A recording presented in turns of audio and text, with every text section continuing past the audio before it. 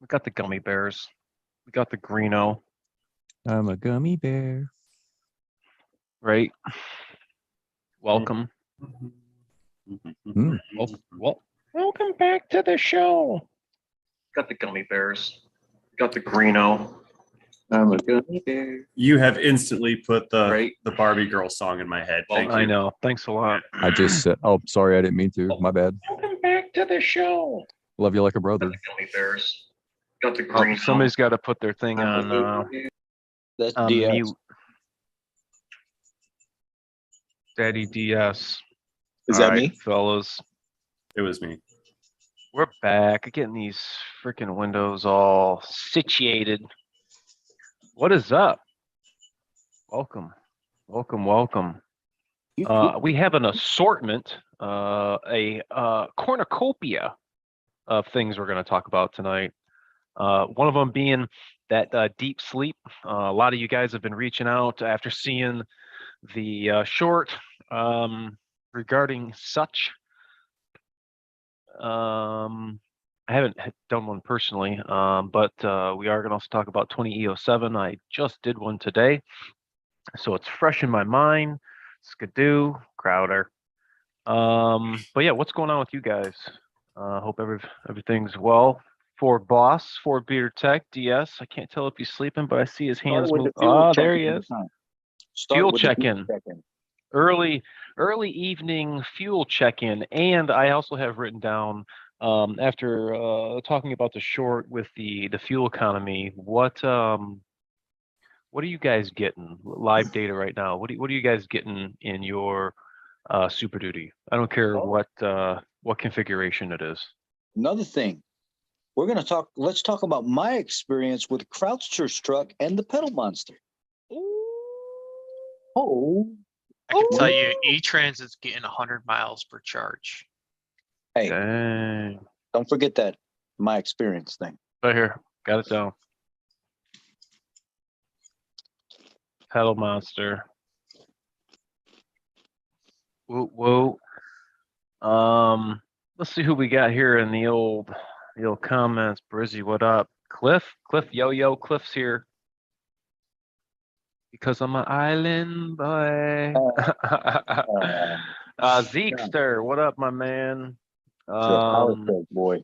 What's the story on the reflash, the 4-flash?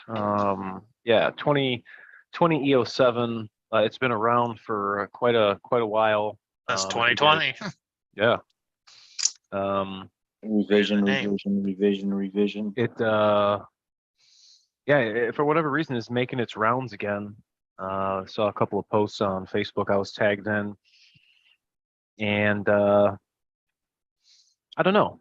They don't say in the article what it is that they're exactly changing. Only the calibrators and the emissions board people would know what they're changing. It's kind of above our pay grade, and we, in what I was showing you guys today, we really just hooked the computer up, and the computer searches Ford's network and pulls whatever file that it's going to say, whatever module we pick. And a lot of times when we do that, all these newer vehicles do what they call as a coordinated flash. And Ford Boss knows when we do coordinated flashes, what do you have to have hooked up? The battery charger. It's module after module after module when you do something like that. So fortunately, though, for a 20 EO7, it's usually like 3 modules, sometimes 4. I'd be prepared to wait.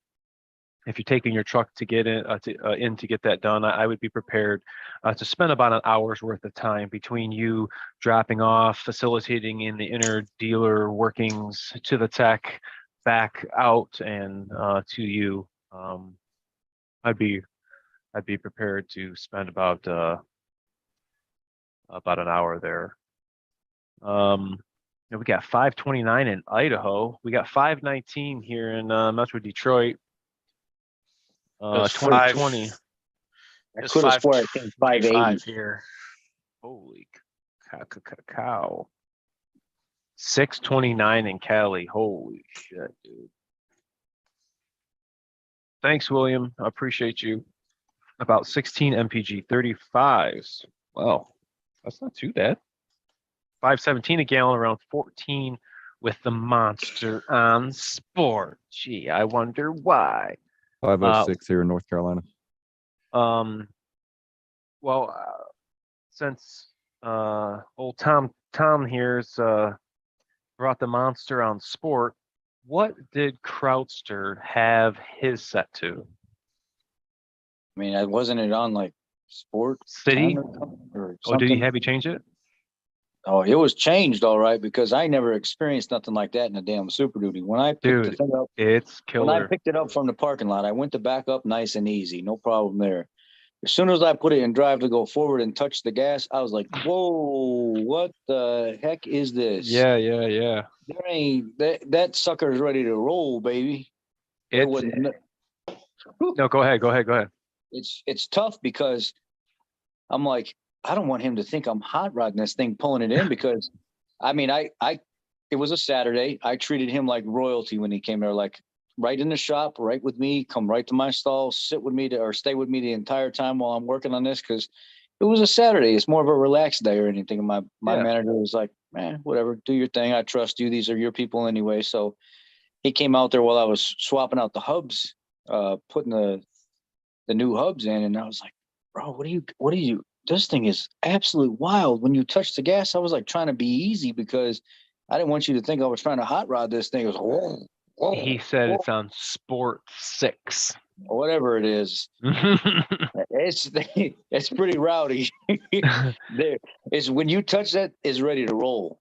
Like I was telling the community when we got the pedal monster from Banks, it is by far like when you do something to your truck and you look at it or you're driving it, you're like, am I going to notice a difference? This was by far the most noticeable difference you're going to do on your truck without doing any BS tuning and all the rigmarole. You're literally controlling the accelerator. I'm gonna say mapping for to paint the picture from your phone, or if you have the Banks iDash, which is what Krautster had, which makes it really easy to hook up and deal with the pedal monster. It's way sweet, way sweet. Daddy Diesel's rocking the pedal monster. A couple other guys on here I know running the pedal monster. Zeekster, yep, I have the pedal. He's at city level 10. I'm at city level 8, and it's It goes. sometimes when you hit the painted lines on the road when it's wet, you'll get that traction light come on. Oh, better slow down. It's different though. You got to get used to it. Just in here, he did advise me that the service guy roasted the tires pulling it through the lane that he can be assured of. So, I mean, I'm assuming he's got to say it was you, Who? Krautster. That wasn't me. He's got no. rolling emojis. Oh, the maybe one of the porters or somebody that pulled it out because you could easily do that in that truck if you're not used to it because it takes up for all that delay. There's like zero delay. When you touch it, it's rolling. It's way cool. It makes it seem like it's a whole different it almost makes it seem like it's a tuned Whole different truck. like it's just the way it responds, the way it picks up and goes. Mhm. It's like, wow, dude, you don't even have to barely touch this thing and it's gone. I was way impressed. Way impressed. Holy crap. You've got Rayman Ray on here?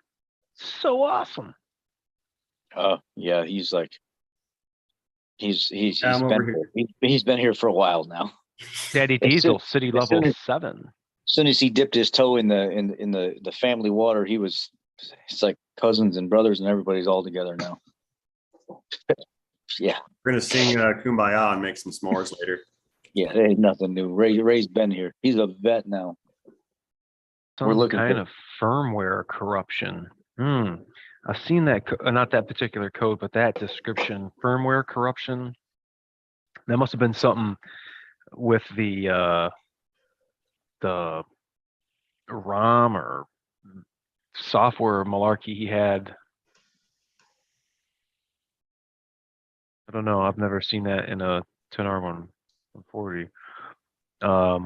Diesel prices are stupid in Canada. Well, I don't know how to convert that stuff, but I'm going to take your word for it. You should see what the diesel prices are in other countries. Like when I was in the Dominican Republic, we don't know nothing like those people know. You're killing me, Smalls. So what's the reason for this crisis? Why do we have a shortage in diesel? Does anybody know? No, do you know? Sending it over to you know where. No way. Oh no, really? That country that starts with a U. No way. That's just gonna make everything worse. But that's our diesel. Like we need that. I need that. I need that. Yeah, I so need we that. all need that. I don't think we need to give it away. So what's the deal? Is it diesel and not gasoline? More diesel than gasoline? Oh, yeah. I haven't heard of a gasoline shortage, just a diesel shortage. Yeah, diesels. Most of the world uses diesel over gasoline, anyways. I thought it could be related to the release of the reserve oil. Well, why do you think they had to release the reserves? But we need the reserves in case the supply stops. That's why we have reserves. But we only have 25 days worth of reserve, anyways. So Oh, this isn't working out too well. This isn't not gonna There's play out. Seems kind There's of a dangerous. bunch of different theories on the reserve stuff going around. Like if you actually look at the data and the info set from the reserve control, it's used for many different purposes, right? It's used for, what did they say it was? There was a guy the other day talking about, if you look at the statistics versus, I can't get into that. If I get into that, it's not going to be good for the channel. So let me redact that statement, because it's going to get too political if I keep talking about it. So I can't continue. True that. I mean, with that already said, we all have to do what we got to do to try to get our trucks to get the best mileage. Or better yet, get the biggest tank. You know, you never know, for whatever reason, you know, if there's a chance of a shortage, hey, get the biggest fuel tank you can get. And if you're going to get a tank, I just had this happen. One of my clients either overlooked that it was a long bed and saw 68 gallon and just got the biggest one he could get, when in fact the 68 gallon S&B is only for long bed. 60 gallon is for the short bed. So if you do order a tank, make sure you pick the right one. And if anybody needs a 68 gallon tank, well, we have one. So But you got to have a long bed. you got to have a long bed. And if you want an S&B, Hey, got Rod, you got one for a long bed Silverado? The only ones I find are fitting a short bed, and I've got a crew cab long bed. they don't Maybe- make one maybe for a we- long bed. I can't find one. It'd be, Titan? it'd be a heck of a retrofit. More fuel. Yeah, I know. No. See, I don't think my 90 gallons in the auxiliary tank is enough. So I'm going to step up the primary tank to 65 or 68 gallons. Yeah. But yeah, I wonder if they make one for your truck. Well, like I said, they make them for the short bed, but I can't seem to find one for a long bed. Does a long bed carry a different tank than a short bed? I'm assuming so. Yeah. What I'm do you? sure What's the the cross numbers are in a different spot, or something's got to be different because it's got a different frame length. what's the capacity of the short bed one? Like the stock one? No, the one. Short bed. The short bed tank. I think 62 to 65 gallons, something like that. Brandon Powerstroke just asked an interesting question. Will a factory, 50 gallon? No, that'd be 48 gallon. Will a factory 48 gallon from a 350 long bed fit in a 250 short bed? It would, I would think. No, I don't know. That's a really good question. I don't think so. Probably would have to be another long bed truck. Gosh, I want to know. I know. So the fuel filter, you know how the fuel filter is on the front of the tank on the short bed, and on the long bed, it's on the side of the tank.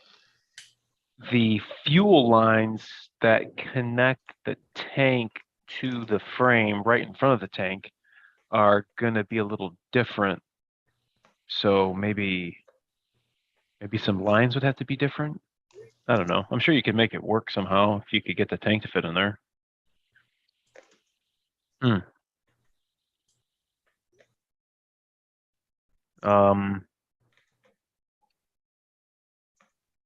have a 21 350 dually. I'll buy the 68 gallon S&B. Well, you're more than welcome to email me. I can get your info. We can talk some details. Would a dealer install an SNSD PK, or do I need to go to a shop or independent shop? We've done I them. know a guy. We've done 'em. I guess it would all be up to the dealer, really. So I think the challenge with yeah. I think the challenge there would be a lot of dealers don't believe in the kit. And you have to do your own research, whether or not, I mean, obviously if you're on the channel, maybe, I mean, you probably believe in it, but there's some kits out there that don't work. And there's one kit out there that is guaranteed Proven to work. proven to work. Right So, here. That one kit's been shown even more and more lately that it doesn't work.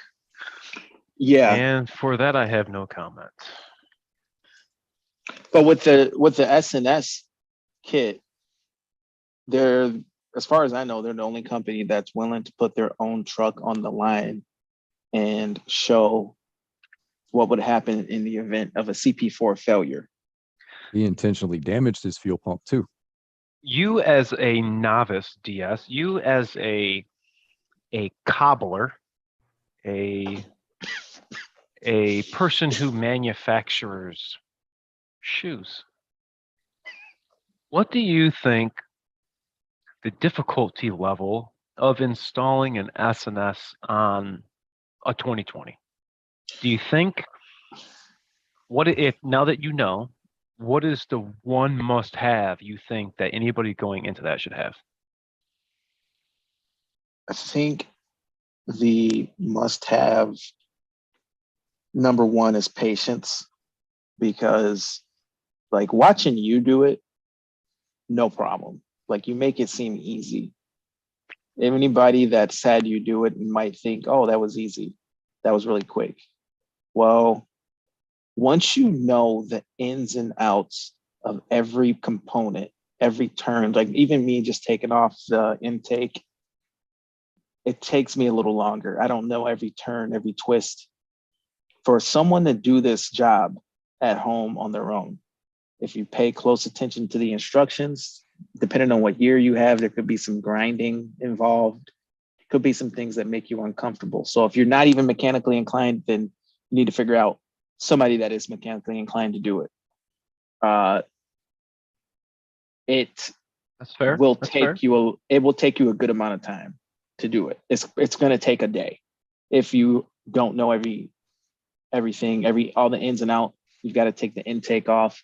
You've got to have, it's really going to help you to have those wobble sockets, those universal joints built into the sockets, but most people don't have those.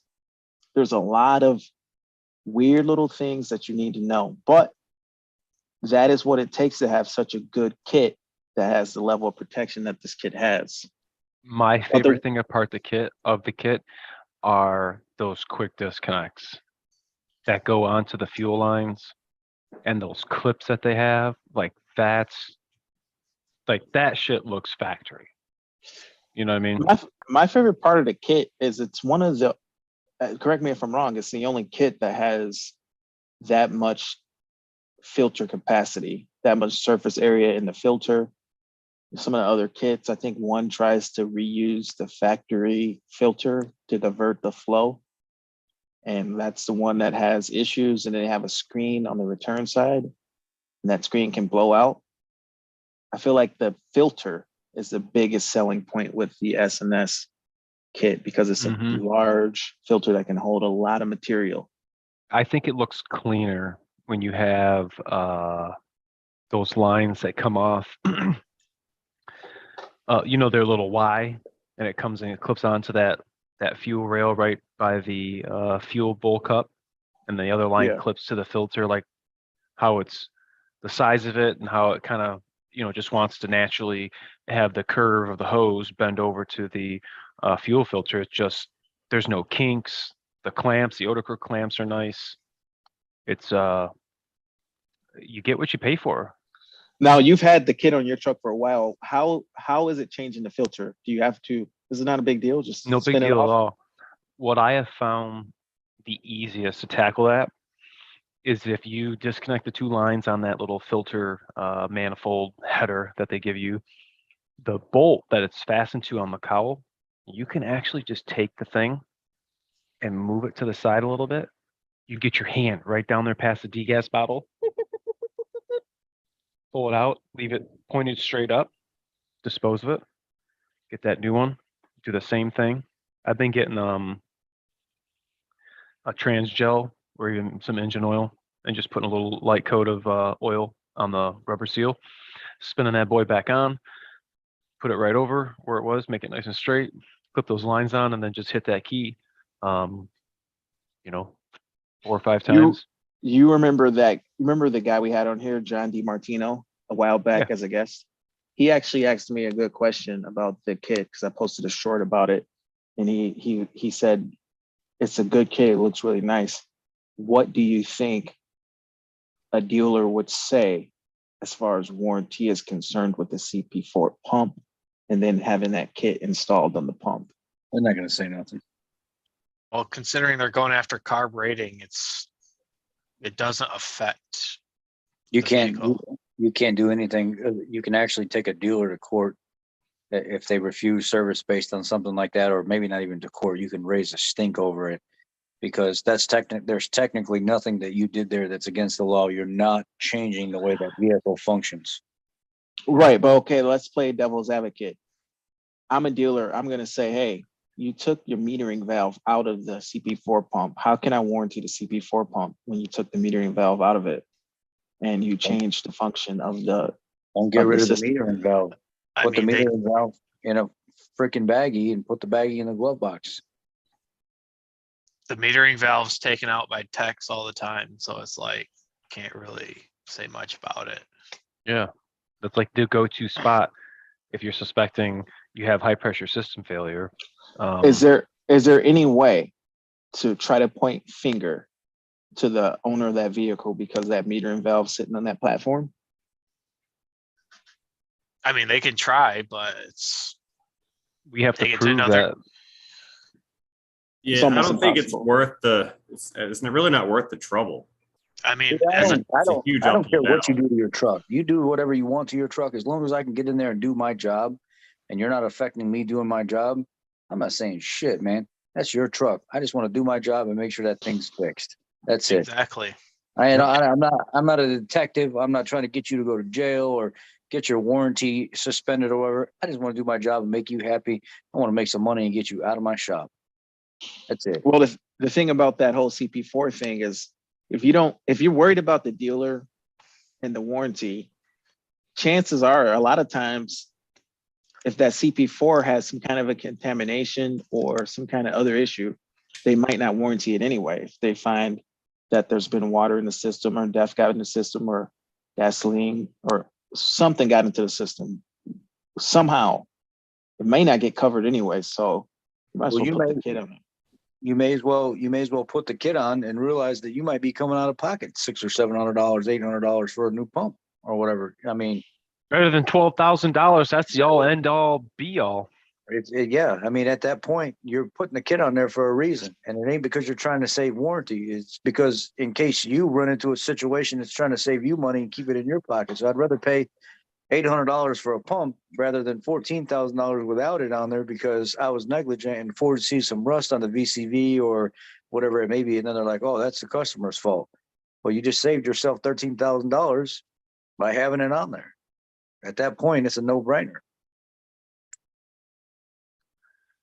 I mean, you can put in, if you're putting gas or DEF or water in the system, it's gonna That's get a different. complete system anyway. That's so, different. Yeah. That's stupidity. I mean, that the kit's really only for CP4 failure Yeah. when it comes down to it. It's not to save your ass from putting DEF and other contaminants in there. Well, how about this? There's a chance that if you don't change out that lower fuel filter gasket, I know a lot of times guys will go to the dealer and instead of putting a new gasket in, they'll just take that lower cover off, put it back. Well, if you get a small leak there, you could start sucking air into the system. Could that hurt the CP4 pump? Air has moisture. I mean, if you did it enough, Yeah. it created that much of a problem. Yeah, but then you'd also have some low. It would be more than just a CP4 problem. You'd have some drivability problems as well. We've had them Exactly. Yeah. We've had them spin the older style. You know, the O-ring. We've had them spin the oil filter housing back up there and roll the O-ring just a little bit to where it's not sealing right, get just a little bit of air past that O-ring, and just that little bit alone was able to introduce enough air into the system to where the low pressure fuel was dropping all the way down to like 35 PSI, 40 PSI, when we should have been somewhere up around, what is it, Aaron, 70, 65, 70? Between 70 and 80. We realized right away, wait a second, what was just recently done? Oh, fuel filters were changed. Pull the fuel filter back off, and the diesel tech is actually the one that did it. He made a mistake, and I was laying over there with him, and I was like, pull that housing back down. Let's check that O-ring on there. And that O-ring had rolled. Pulled the housing back down, put a new O-ring and filter and stuff in it, spun it all back up there. Freaking fuel pressure jumped up like 70 some PSI or whatever. So there's the problem right there. That's something similar to that happened to a guy. We were working on his truck. The drain plug broke for the fuel filter, the newer style, and it kept stalling the truck out. It took a while for him to figure it out, but all those times that the truck had been stalled out, essentially the CP4 has been losing prime and potentially not having that lubrication. Now, what if you guys had an opportunity to put transmission fluid in your 6.7? Would you do that? What do you think would happen? It would run. I'd like to do it. It would run. I'd like I to think do it with the computer hooked up. I think it would piss off the CP4. You think so? You think it would run? I saw a guy try to do that off of a 7.3, and it did not work at all. I can confirm it works on a 7.3. I drove it for 5 years with used transmission fluid, 100%. There's like 5 or 6 dudes on there that use their 7.3s and stuff like that. They're old 12 valve Cummins, and The VDub does too. The VDub does too. yeah, it runs completely fine. I don't think trans fluid's gonna like 30,000 PSI though. Well, you know, it's specifically engineered not to atomize under high pressure. And then when we run that through a fuel injector, we're trying to force it to atomize under high pressure. So we're making that fluid do something that it's not supposed to do at all. I know it works, but it's not supposed to happen that way. That's funny. Yeah, It probably would supposed to need happen that way. It probably would need a totally different injector, huh? Different injector design. I don't think it the would piezo. erode the injection nozzle. I don't think the piezo crystals will like that. How much No. trans fluid are we talking? Are we talking like 8 ounces per? No, like don't bloop, bloop, bloop, Just straight bloop, running on bloop, trans bloop, fluid. bloop. Yeah. I don't know. That'd be I think cool to see. Have the computer hooked up to it and just either see a slow death or, dude, it's running, man. Look at this. That'd be great. I know someone who's selling a 6.7 that needs an engine. Ooh. I know one that has 8,500 got a crack. bucks. I know one that's got a cracked How fuel pump. They still didn't fix it. Oh, How much, Cody? 8,500 bucks. What year? 14 2-wheel drive truck. oh, It's that was one of the Florida. notes. That's one of the notes. Out of all of the Super Duties, and I'm not talking fifth wheel and doodad and diddly doos. What Who in the hell buys a 2-wheel drive Super Duty? People That'd in be a good Florida. truck to do the Ah. test on. I mean, the engine's already trash, so Yeah, I guess so. We should all come together and do like just massive video on just running it on trans fluid. That'd be killer. That'd be killer. Like run it to death or torture test it? Or It's either going to run or fail, one or the other. I'm down. Multi-fuel version, Tom says. Also, what kind of ATF? That ULV stuff is mean. Don't ever want it on your skin if you can help it. Yeah, tell me about it. Yeah, it Shit sucks. stinks too. Ugh. whatever comes out of the transmission flushes that day. Right. That's how I did mine. It's whatever came out of the flush machines. Was it today the website changed, or is it tomorrow for the 23s? It's going to update so we can actually see what everything's going to be and the pricing and stuff. Yeah, it's kind of odd that Let's the order bank's open for job one, and you don't know the cost. You don't know. We still don't know the numbers for the high output. Orders my, they got pushed back until November now. The banks. no, they didn't. Really? Seen it all over Facebook today. Uh-oh, they're going to be I did see that. I saw that, but then they also said it wasn't confirmed. I did not see that. Let's check FMC dealer. That'll tell you. Did you see that there's one of the other main engine techs where he just does engines all the time? He's like, Rich, look at this. Shows me the computer and he's like, look at this thing that just popped up on Oasis. Says now the 2.7 liter EcoBoost is now having cam phaser rattle on startup right along with the No I was like, are kidding. you freaking kidding me, man? And he was like, yeah, now the new or I don't know if it was the Bronco, but he said, yeah, there's the TSP right there, 2.7 liter EcoBoost cam phaser rattle on startup. I was like, you've got to be freaking kidding me, man. This is Let me like, see that. I got that popped up. I don't look at anything other than diesel. what, when you're on there? Yeah, like I see escape, one touch, open drive. I don't care. Just go on one of the newer vehicles for like 2.7. Like find like a Bronco or something like that and see if it pops up, or F-150. 2122 Bronco Escape Sport squeal noise from front brakes when applied at low or high speed. Contamination, replace the brake pads. Replace both front brake discs following service procedure. Yeah, they were having problems with contaminated brake pads from the factory on like the Bronco Sports. We did a bunch of them where we had like a couple dozen of those come in and had to change out brake pads because of oil contamination from the factory. From what? Just from the factory? Just Yeah, manufacturing. wow. Wow. I didn't know about the brake discs, so that might be something new that I haven't seen yet. I haven't been really going on there too much. 75% of my work, or if not more during the week lately, has been all my subscribers from the YouTube channel. They've been keeping me busy. So I haven't really had much of a reason to go on Oasis and read this, unlike the other technicians keeping me up to date on stuff. Good deal. Good deal. They won't be available until order banks open in December. Uh-oh. Now, someone said they're going to open in December. I read that when the ordering banks open, it's not the limited or platinum models. Uh-oh. Yeah, dude, it says right here on Ford Authority that they're going to open on November 14th.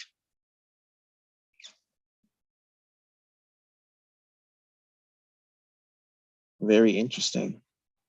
I'm trying I'm trying to go to my dealer. How do I get their attention on wanting to only do diesel? Because at my current shop, we don't get many, but I'm typically the first to do them. Well, the only way you're going to do that is if they don't have a diesel guy there. But if there's already one there, I mean, that's going to be kind of hard to go in there and request that being the new guy. I definitely would recommend just go be an EV guy. No one wants to do it, and there's plenty of work. He's got a good point. That is a great point. Right now, I would go and do EV work all day long because there's so many Mach-E's that need help. Oof. Money in the bank. We don't really sell enough Mach-E, so we don't get the trouble. Like we don't. I think we've sold like a handful of Mach-E's, so we see them come in for an update and then they're gone. We Do don't. you ever think your see 'em. dealer's going to be an electric dealer, like an electric tier 1 dealer or whatever? We don't have enough EV or hybrid stuff in general to even work. No on. kidding. We just Wow. don't sell them. Have But you what do you sold any mean- Lightnings? No, we have one in there that we have to have for 6 months, and I think we've had it for like three months now before we can sell it. And then I seen Oh, wow. another one. I seen another one come in, but it was a special one that was given to the magazine companies, and they just drop it off for programming updates, and then they take it back. But what do you mean these EVs are going bad, Cody? What could go wrong in an EV? It's supposed to be so ultra reliable. High voltage junction box, Fire. batteries, the array pairs. You want me to keep going? So Mark if they're Paw, putting the orders in then, that means you're going to get your 23 like in the The summer. If you They're get gonna it be- in 23. Yeah, they're going to if. be 23 and a halves. They're not going to be 23s. They're going to be 23 and a halves. Is it But what's- true that they're going to redo 24s? Have you guys heard that? That 24 is going to be another design change, Could Why be. would they do that? and 23 is just was going to be a one deal. What if it's so bad? Like, to me, I don't know. I think it looks all right. But what if people think it looks so, the front end, whatever, they don't like it, so they have to redesign it? I mean, Chevy's got a horrible looking truck and they're sticking with it. Yeah. What did you just say? Chevy's got a horrible looking truck, and this is right there with it. I mean, he's Oh. right. No, it's not right there with it, but Chevy's sticking with it. Like this looks better, Oh, you but mean sticking with it as they're gonna Yeah, stay with no. the design? Man, Yeah. that truck, that truck they got, that son of a gun is hideous, man. That Look thing like is that ugly. cartoon character. Do you ever see that meme when it was like the Chevy truck looks like this cartoon character? And then you they're never look at 25. Their 2500s horrendous. It's so ugly. and how their exhaust pipes look like HDMI cables. I swear, every time I look at it, it's like, God damn it, dude. Looks fuck. Why do I even look at it anymore? I don't really like any of their new stuff, man. Like their new truck line, because it's like everything looks so fake and multi flip, and it's, I don't know. I don't like the way the tailgates look. I don't like the way the grill looks. I don't like the way the exhaust looks. The only thing I really liked was I liked how, I think it was like a newer Sierra the other day came in and it still had the boxy classic style fender wells. And I was like, man, now that looks nice. But all their other trucks are hideous. Rayman's got one. His isn't bad. That year, I like that year. No, That's those were like the 07. more, those were the more classic looking ones back then. Like That was a good year. they looked good. Those trucks looked good. But then you look at this new stuff now and it's like, oh God. Particularly their Chevy 2500. What were they thinking? Like, it's got two different headlights on the front, like a skinny one on top and then a triangle on the bottom. Like, dang, what? Even the 1500 where the bumper comes up into the front of like the grill and molds into like underneath the lights and stuff or whatever. It's like, what the hell, man? The I new like Tundra. this. Oh, EVs will go down in history as one of mankind's biggest blunders in transportation. I mean, I believe that. I I like that. agree. I like that a lot. That's really funny. While we're talking about Mach-E's and stuff like that, there's a rising issue with Teslas right now with the batteries. You know, there was a couple of them that caught on fire. Then there's like a independent guy that specializes in EV stuff, and he shows dropping the batteries out of these things, and he's breaking it down on the ones that he's got a whole shop full of them because they're not. Tesla's saying that they're not paying for these batteries and stuff that are either going bad or catching on fire. And then one guy, he dropped it down. He said, look at the AC drain. It's draining right on top of the battery. And the case is not a completely sealed case like it's supposed to be, and the water sits on there long enough and it starts getting down inside the battery and stuff. And why would you put the damn AC drain right above the battery? Oh, I heard about that. One guy did a TikTok video or whatever where he was telling his story, and he did it in different parts. And he said, now Tesla wants to charge me $26,000 or something like that to Jesus. replace this battery because they refuse to do it. And he said, I'm just going to get rid of the damn thing. I'm done with it. Damn. And the Ford battery is about $26,000 too. So I'm in Ford territory. I can't run Dude, my that mouth makes- too much. I'm that outnumbered. makes the Howdy, diesel This guy. engine disaster don't look so bad. Hey, a disaster from a 6.7 don't look so bad no more, huh? Oh, hell no. It don't. But see, the good thing about at least the Ford batteries is we were able to replace their arrays inside. So True that. True that. I just can't get behind plugging in my car every night. Like I'm just not into I don't that. even plug in my phone every night. I ain't damn sure ain't gonna do it to a car. You should see me at work. I've got 4 or 5 chargers sitting around at home all the time. I'll get to work and I'll start recording, and I'm like, "Fuck, this thing's going dead already." Damn, and I'm live streaming right now. That's funny. But think about this. Okay, Thinking. electric car. You can have an electric car in your house, but can you have 2? I don't know. that's a No, lot of guess we'll- juice. Guess you're gonna be That's a lot calling of Bob juice. Vila for an upgrade. You could Honey, probably have honey- to. You'd need 200 amp service if you wanted to You'd run need a 2 200 amp electric service. cars. Yeah. In a month. Okay. 430 gears and brake clean mafia. Brake clean How- mafia. Brake clean mafia. 430 gears break. How many freaking electric cars can you have in your street? That's the question. Like, what if everybody on the street? It's just a trend. You I can't do got it. one. It'll shut Sally down the got power grid. one. Mary got one. Sally, Mike got one. Jesse, The whole Raphael. street. We'd be Yes. looking up at that transformer up on the pole. And one of our senior guy in the shop, he just got back from that EV training, like, I don't know, it's like 3 or 4 months ago before he hit his head. He's back to work now, by the way. I didn't tell everybody. He's been back to work about 2 weeks now, but he's got to take it easy because he starts to overdo himself, and he really starts to get exhausted from being out of work so much. This is the guy that smacked his head on the lift where he's working. He was working on a Raptor and his brain swelled up. And they had to put a hole here and they had to put a hole back here to drain the pressure off his brain. But Oh man. he came back and he's been doing all right. He's got to pace himself. But anyway, when he came back from that EV training, he said the people that are in charge of the class that are training us, when you look at the statistics, if you go to like a general neighborhood of like 300 people, if you had 10 people out of that 300 with electric vehicles charging them overnight, you take the grid down. They can't support it. They Oh, Hold on. would not be able to 300 support it. It'd 300. be awful. I mean, just look at California. They've already told people not to plug in their cars. So how close together do these 300 vehicles need to be?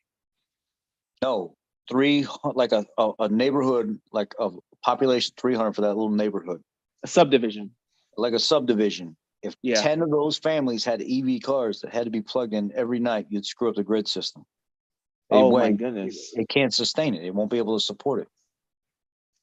And you think Only you 10. think at least every vehicle or whatever, what are they all, like a 50 amp service or something like that? They have to have a 50 amp plug, Cody. Yeah, 50 or 60 amp. Yeah. Because I Oof. remember, and that when me and Croucher took out the Lightning, when I flipped open the glove box, that freaking plug in that thing was like that, and he was like, "Yeah, it's like a 50 amp plug," and I was like, "I didn't know they were that much." Like I knew, but I forgot about all the statistics and specs behind it. That's a lot, man. I'm Every looking single up the household. charger. That's ridiculous. The one that you get with the car is not 50 amp. Now, if you get the charging station, you need a 50 amp. Bird killing 240. windmills and solar panels aren't going to compensate for the EV need. Can we swap in the Transit 5-cylinder diesel in the Mach E? Now that sounds pretty good.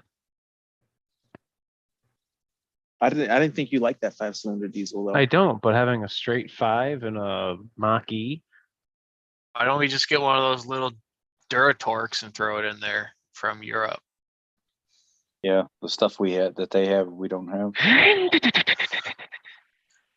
Or I mean, we could even put like little Kubota 2-cylinder generators in them. That I Run them like. run them like a locomotive. That's You the guys move. see, you guys That's see the those move, Cummins on these boats in like the Philippines?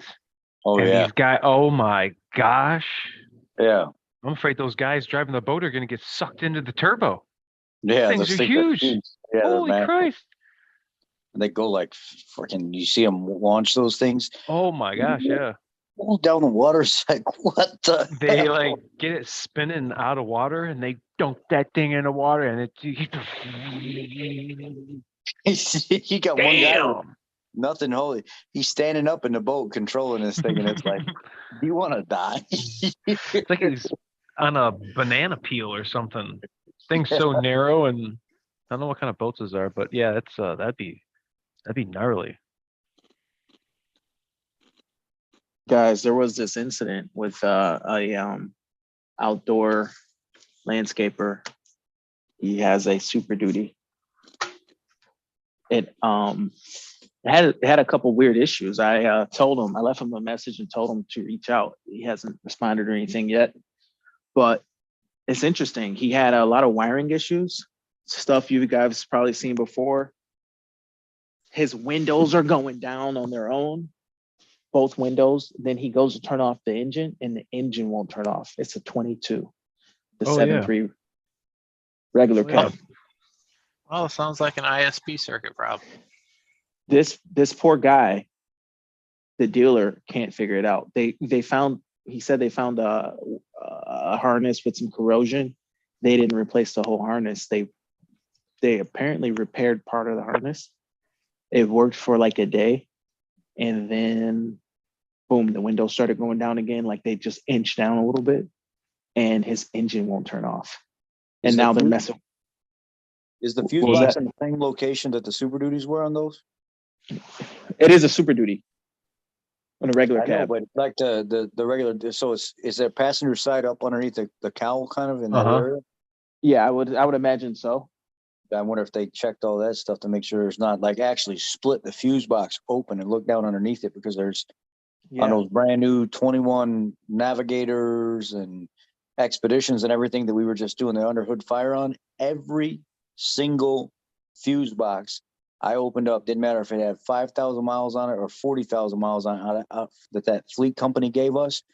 And I did more than anybody in the shop did. Out of 60, I bet you I probably did 10 by myself, because I was flying through those things. Every fuse box that I opened up and split, that box underneath was full of water inside that So box.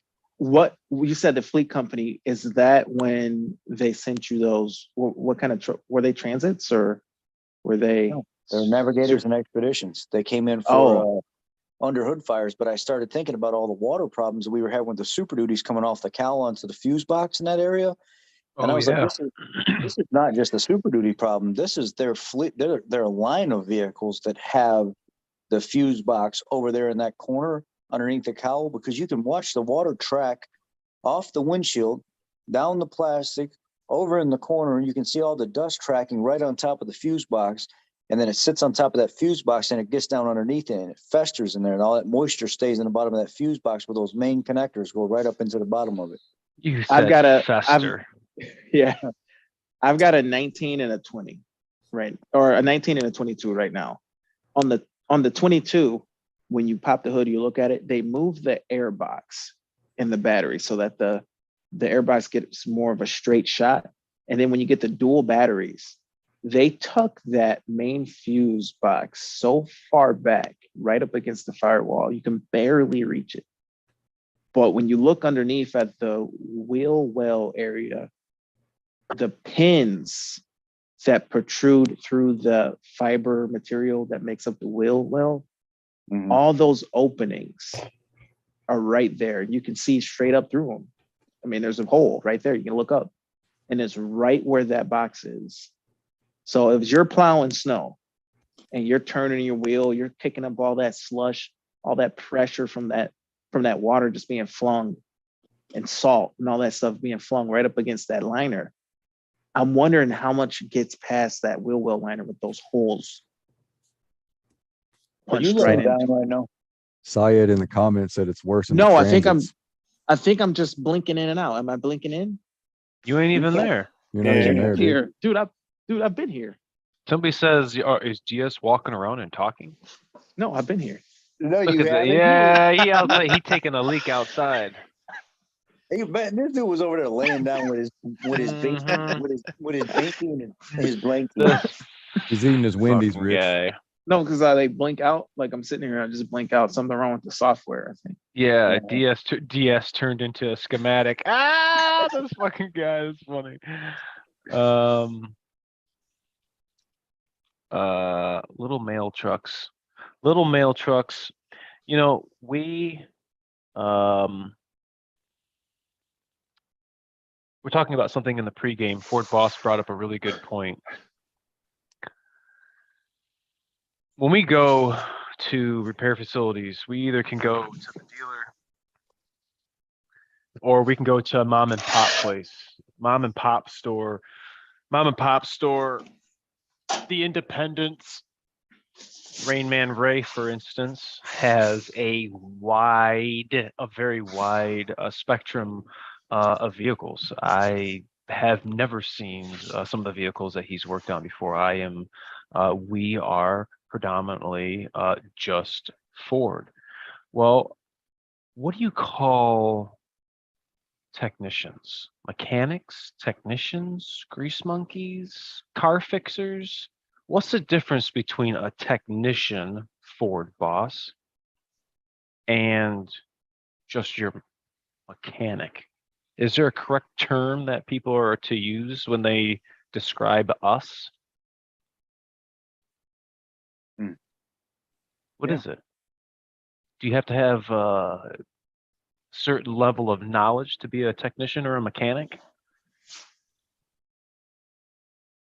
I'm thinking once you develop a skill level past taking parts off and putting parts on, and you start to understand how the systems work and how they work together, and you get enough understanding of that where you can troubleshoot that system, I like think that. that's what bridges you into that technician gap. That fundamentals. Booyah, bitches. I like that. I like that. You know, With there's the booyah, the assist. what's that say? 10 reasons to be with what? 10 reasons to be with the mechanic. Okay, we're talking about mechanic. All right, so you got it right now. We can guarantee performance. We can go for hours without breaks. Okay, that's true. That's true. We work well in tight places. We are good with our hands. Yep. We can get down and dirty. True that. We can multitask for real. We have the right to Tools tools. for the job, Oh yeah. We keep our tools well lubricated. well, okay, yeah. We know how to bust nuts and we get the job done right. I like that. I like that. There's a bunch of Ford shirts and like mechanic shirts and technician shirts and whatever shirts I ordered in bulk. So how this topic came up that I wanted to bring up is there's a person that had mentioned in a video. They said the reason I take my vehicle to the dealer is because I want a specialist to work on my vehicle. I want somebody that has seen this vehicle. They've seen these problems. They have a higher chance of knowing what's going on versus just going into a regular independent guy. And we're not arguing that. That's fact. Chances are we've seen it first. We've dealt with the problem first, well before, sometimes years before an independent shop even it gets to touch something that we see right away. Now, that doesn't make us a specialist. That just gives us a step ahead of the indie guys. I don't not like the indie guys. I love them. I think they're probably some of the brightest people I've ever worked with because they get to see so many vehicles out there. They get to experience all these makes and models and stuff like that. And they get to touch things that I'm never going to get to touch working where I work. But also, I don't go to them asking for help on things. And I brought this not to pat myself on the back or have a chip on my shoulder. I work on things that I know how to work on, that I've been trained to work on, that I can specialize in, that I can profess in. I have the tools, the data set, and the ability to look at something completely different than most indie guys do. And I've probably seen it much more and the manufacturer's training to go along with it, and they haven't been through that. Now, this guy had made a video stating that a technician role is just a churched up description over the last decade of what a mechanic is, and they're really the same thing. And I thought to myself, well, if that made you mad, me as a technician, and I profess in a certain area and my skill set is really good in this one particular area, and I tell everybody I'm a Ford technician, but I'm a mechanic overall. Why? Because I can work on GM, I can work on Toyota, I can work on Nissan. I do that stuff outside of here, but I'm a Ford technician. The reason is that I profess and specialize in this area. And I know you guys come to me when you have a Ford problem that you can't figure out at the indie shops, and I walk you through it almost verbatim without even going to a pinpoint chart or this, based on what I've seen, what I've done, what I've diagnosed. To me, like Ray said, once you get beyond that level of taking stuff apart and putting it back together, and then you start understanding how the systems operate, how the modules communicate, where the failure and stuff may be, and then you start drawing and pulling everything together in your diagnosis, that's a technician to me. They're not just doing basic diagnostics, just hooking up a scan tool and going through some basic data sets. They really understand the system, and they're starting to become very proficient in that area. That to me is a technician. I like that. That's a good I like before when Rain Man said you're bridging that gap with how everything is interconnected. You're not just hanging parts. And I like that. That's Eric, the car guy, said 7 years ago in one of his videos. You can go find it. wow, Go that's so funny. When you get off of here, Google Eric, the car guy, technician versus mechanic. And in the beginning of his video, he pulls up an impact gun and he pulls up a scan tool and he says, mechanic, technician, mechanic, technician. And he said, that's not the gist of it. Mechanics they can do diagnostics and stuff as well. Don't get me wrong. But when you start when you call yourself a technician, that's typically guys that are more experienced in diagnostics through electronics, multiple computers, modules, and stuff like that. They feel more comfortable, and they can still do the mechanical stuff, but they're really good. They're better in certain areas than regular mechanics are. And he said, really, with as many computers that are on all these vehicles today, these newer ones that we're working on within the last 10 years, all of us could be considered technicians with the amount of stuff that we have to go through. It's not like it was 30 years ago. It's completely different. So any of the technicians or mechanics that are coming up now could pretty much be considered technicians with all the diagnostic tools and software and programming and stuff that they have to go through. Petroleum transfer engineer. Petroleum transfer energy. What about the ones that look at the scan tool, they get a code, and then they fire the parts cannon? What do we call those? O'Reilly's. Well, you got lean codes. I better sell you both O2 sensors and that mass airflow sensor. That's what I'm saying. Like, or you could use Identifix and the code doesn't tell you what's wrong. It tells you where to start. So what do you do to find that? What do you do to find that vacuum leak? Spray WD-40 all over it and listen to it? Brake clean. Machine. Brake clean, man. Brake clean mafia, baby. Brake clean mafia. Mafia, bro. That doesn't always work, because what if you have brake clean that's watered down? I would be using it. You know, hey, if the leak is small enough and you got that watered down brake clean on that little small leak and it momentarily stops it, I'm just saying it worked. But I mean, what other reason would it be lean for? Could it be what could, aside from a vacuum leak? Mass airflow is not accurate. Inadequate injector not spraying. A clogged cat in the exhaust. Inadequate fuel delivery. Yep. Yeah. Don't want any of that. Chlorinated or not chlorinated? I like whatever clean. I like the full strength stuff. I don't like all this full strength. I like the stuff that burns. Yeah. we got a shipment in of this stuff that was so strong that when you start spraying it, as soon as you started, your eyes would start to water. And I'm over there like, oh shit, baby, let's fucking go.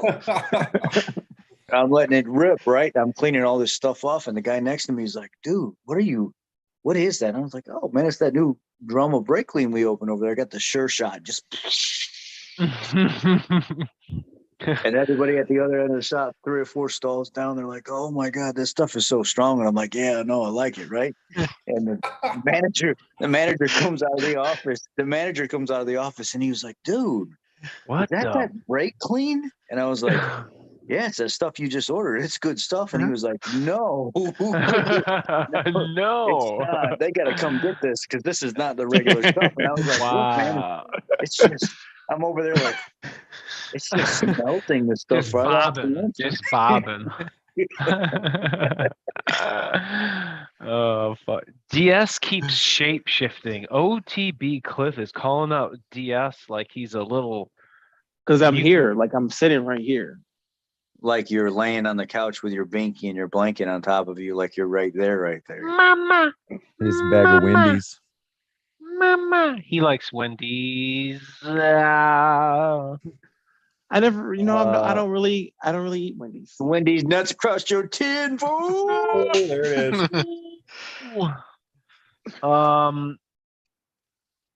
Ford Pass Deep Sleep. We'll leave you guys all with this.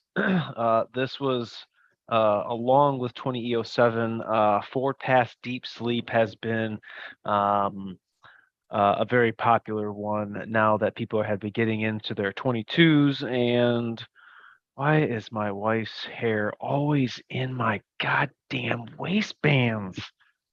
Man, drives me fucking crazy, man. Your Ford Pass, Deep Sleep.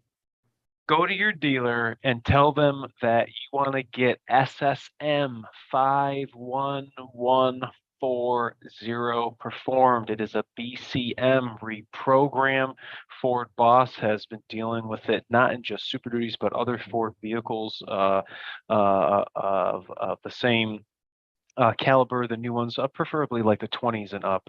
TCUs and everything were different. So you guys get the Ford Pass Deep Sleep fixed, BCM reprogram, dealer visit. There should be no reason why you guys shouldn't be able to get that done. It's not gonna. I had 2 guys do it, and it did not fix it. I had to have them do the manual BMS reset. That did fix it. Okay, BMS. We'll throw that in there too. I will. Do what Aaron said first. Do that first. If that doesn't fix it, try the BMS reset. That may fix it. We will be posting that for sure because it's something that we've been getting asked on a daily. I just haven't had a 22 yet to do it myself, and just experience it. So with that, I appreciate you guys for tuning in.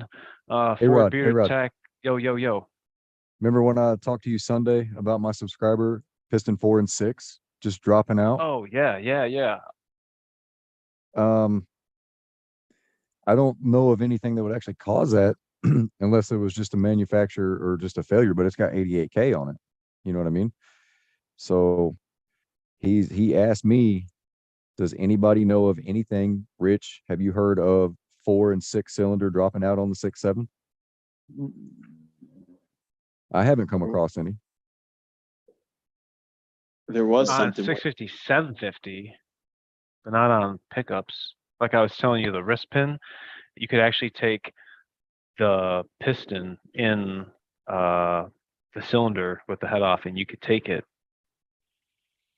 move that shit back and forth. But that, I don't think that had head to piston contact though. Right.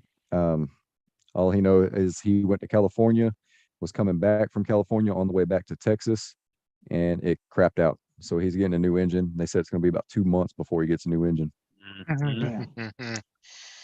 I'm waiting on one too myself. I've been waiting on- You better call I've been CRC. March. I've been waiting on an engine since March. So listen to this. I know you were trying to close out, but this is weird.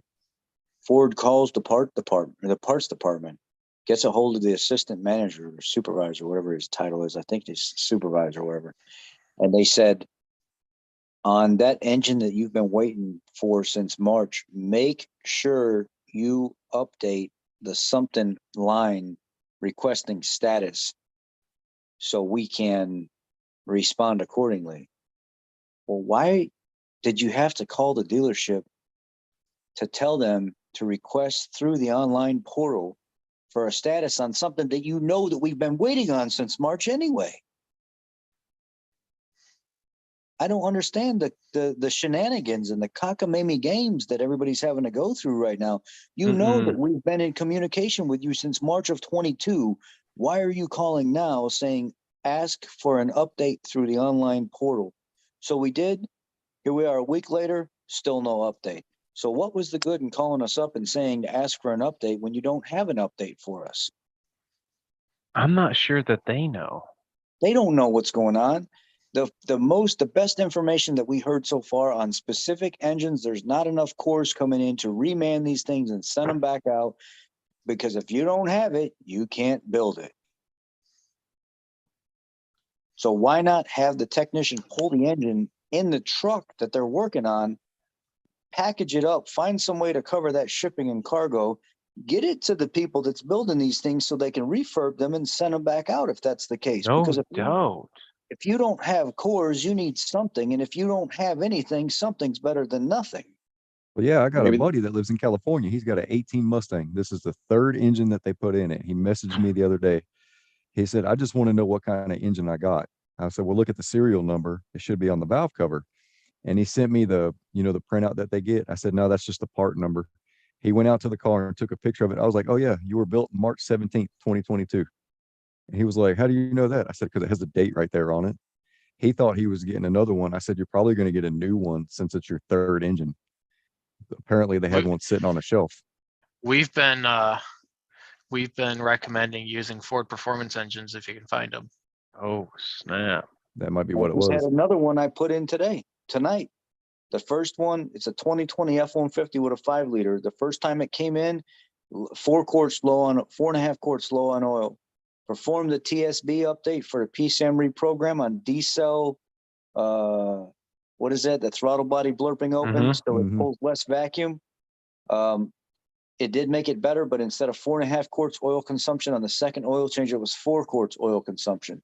Then the customer said, look, I'm going to use a higher quality oil this time and a motorcraft filter. So he changed the oil, sent me pictures of everything, even sent the oil filter back with the truck this time, and used Pennzoil Ultra Platinum. And he said this time it's still consuming oil, maybe just a hair less, but it's still consuming oil. It's 1,800 miles and it's already consumed 2 quarts of oil. So Ford spec per the TSB is 1 quart every 3,000 miles.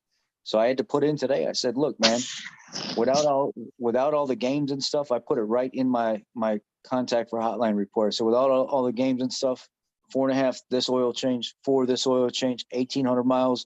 Now we're at 2 this oil change. We all know these plasma arc line cylinders or whatever chewing up oil. There's oil on top of the piston, the cylinder walls, the valves. It's all over inside the cylinder. So this engine is consuming oil. What do you guys want to do from here, seeing as I've been waiting for one since March? So it'd be stupid for me to request for another engine right now, knowing that you're not going to get it to me. Right. So what do you guys want me to do? Because now I've got 2 vehicles sitting here, another technician waiting for an engine that now you guys are telling him to screw off because he did the TSB update at 56,000 miles, was still consuming oil, but now he's been driving the vehicle for 20,000 miles. Now they're saying, oh, we're going to decline you an engine now because you've put 20,000 miles on it since the TSB update. Well, what am I supposed to do? Not drive my vehicle? Because That's some BS right there. now they're telling him that he was eligible for one and now he's not eligible for one because it's 20,000 miles later. And this is a technician that works for you, a senior master tech that works for you, that knows how everything's supposed to go, and you're denying him coverage. I don't get that. That's messed up. I don't get that, man. This is so screwed up right now. So there's somebody doesn't know what the right hand's doing. The right hand's not talking to the left hand. And here's the thing too. Are you going to put these same engines back in people's vehicles that are manufactured the same way with this plasma arc line, whatever, these cylinders, knowing damn well that it's a 50 to 60% failure rate. So you're going to put the same engine right back in the truck so it can consume oil 10, 15,000 miles later all over again. Subaru did that when I worked there. They had oil consumption. It failed the oil consumption test. Send you a whole new engine, put a new one in, see you again in 1,200 miles. I mean, it was the piston rings on their issue was the piston rings, but the engine that they send you was the exact same one that you took out. And that's what's going to go on with this one. You're going to get the same exact engine going right back in. I what I want to don't- know. I know want what to know I what's don't- gonna.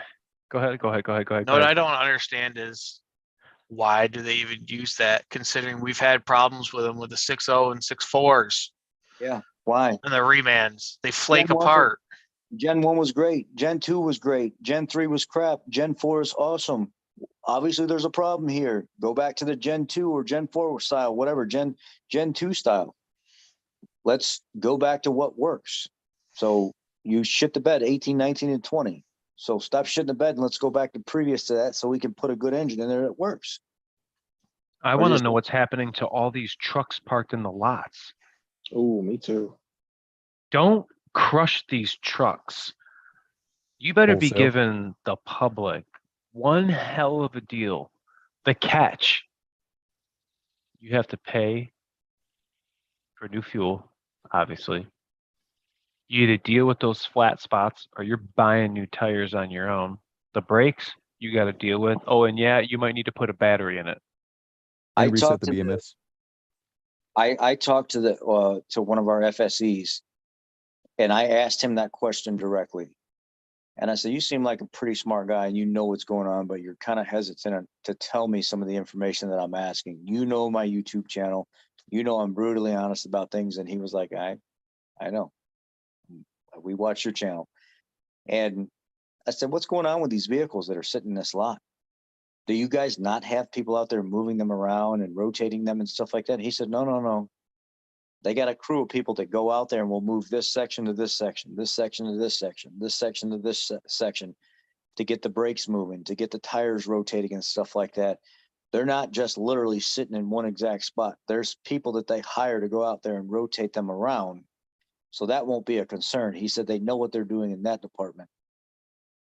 My thing to him was, well, now the issue is going to be unless you're letting them sit out there and idle for a long time, the battery systems in them, all the other components that are not being looked after from just sitting and sitting and sitting. Right. And he was like, they claim that they have that all figured out. So And we'll the see. fuel, Yeah, and how many engine hours are by the time all this is said and done, and you get these vehicles out to the dealerships for the customers, are they going to have? How long have they sat there and idled? How much? they're all damage going to has need been an oil done? change. Yeah, Shit. That's Shit. insane. Yeah, think about it. I heard they got a couple $1 billion worth of inventory sitting. I wouldn't doubt it, man. I wouldn't doubt it. That's a lot of trucks. And one of the technicians reached out to me and he said, my dealership, he left me a message on one of my videos and he said, my dealership alone just had Ford buy back 4 F-150s, 18 to 20, because they can't get these customers engines for the oil consumption. So all the Wow. customers that had their trucks at this dealership, all the trucks got bought back. Wow. Man, that sucks. Yeah. That sucks. I mean, they were trying to buy back Mike's truck for an engine cover. Which Yeah. I put on. Finally. Does it vibrate like it used to? Hell no, it doesn't. What about all the valve covers on these 3.5 liter EcoBoosts that have cracked on the driver's side and they're pissing oil down into the valley of it and down the side of the engine? There are technicians now that are tired of waiting for the updated valve covers because of all of them cracking behind the VCT solenoids right behind Yep. it. The technicians are saying, you know what, M time, I'm pulling the valve cover off. I don't care. I'm charging the epoxy out from the local hardware store. They're cleaning everything up, or the O'Reilly or whatever. They're cleaning everything up. They're buffing it all out, and they're like seam sealing with epoxy those cracks and putting them all Wow. back together and saying, in the meantime, this is what we're doing. We can't let the vehicles keep leaking oil all over the place, and then the customers be scared to drive, and they're charging them, Ford M time for this, and they're paying because they have no other option.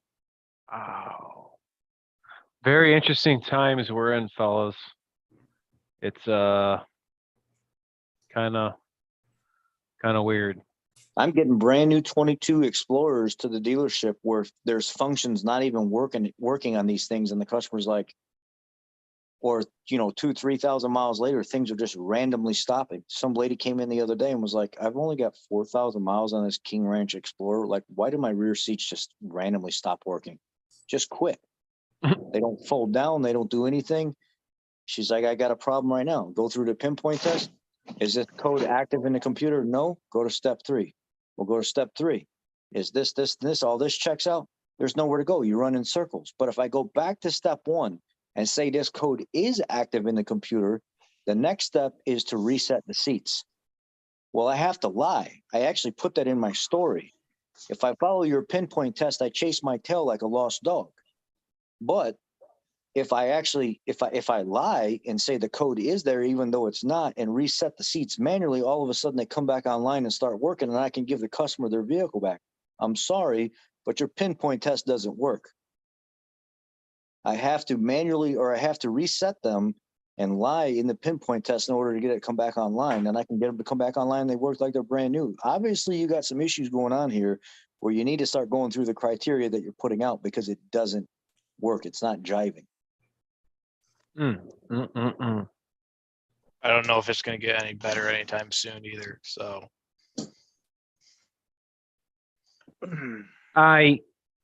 We out. Everybody, I appreciate you. Really do. Ford Bearder Tech, CP, Ford Boss, Rain Man, and DS is in the foggy mists. Sleeping. No, he's asleep. Enjoy your rest of your evenings. Good night, everybody. Bye-bye. Everybody. Bye-bye.